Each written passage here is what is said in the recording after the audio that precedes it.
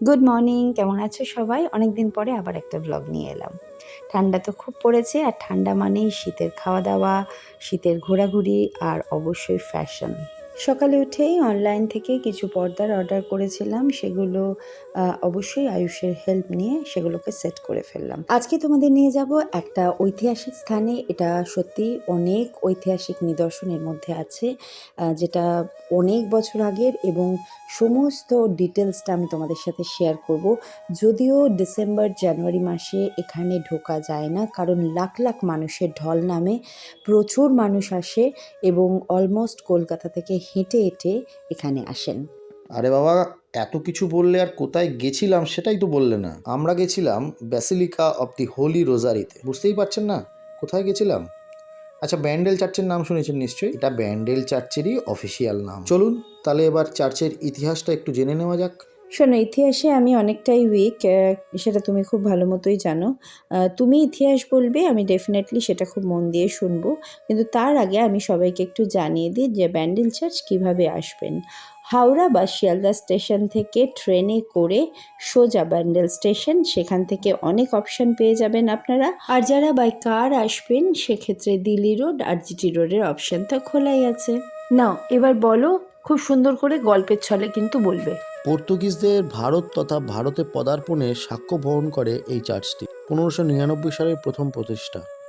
বাদশাহ আকবর পর্তুগিজদের ব্যবসা করার জন্য এই অঞ্চলে জমি দিয়েছিল, কিন্তু 1632 খ্রিস্টাব্দে মুরদের আক্রমণে এই চার্চটি সম্পূর্ণরূপে ধ্বংস হয়, আর 1660 খ্রিস্টাব্দে আবার বানানো হয় চার্চ। মজার কথা হচ্ছে, এই 1599 সালের খোদাই করা যে পিলারটি, সেটি আজও এই চার্চের পূর্ব দিকে দেখা যায়, এবং ওটাও একটা দর্শনীয় জায়গা। এত লোক সমাগম হলেও জায়গাটি অত্যন্ত পরিষ্কার এবং পরিচ্ছন্ন এবং ওয়েল মেনটেন, এবং এই জায়গায় একটা অদ্ভুত শান্ত ব্যাপার আছে যেটা আপনার মনকে ভালো করে। এটা কিন্তু আমি তোমার সাথে একমত। ভীষণ শান্ত একটা পরিবেশ, আর খুব নিরিবিলি, আর সত্যি মনটা ভীষণ ভালো হয়ে যায়। বলছি, প্রেয়ার রুমটা সম্পর্কে একটু বলো, যদিও ভেতরে ক্যামেরা করা যায় না। চার্চের যে মেন প্রেয়ার রুম, সেই জায়গাটা দুটি ভাগে বিভক্ত।